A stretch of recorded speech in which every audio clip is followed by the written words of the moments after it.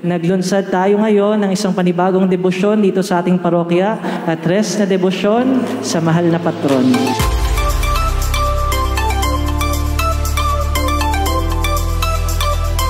Tuwing ikatlong araw ng bawat buwan, matitipon-tipon tayo dito sa ating simbahan para ganapin ang misa, pasasalamat, pamimintuho sa ating mahal na patron.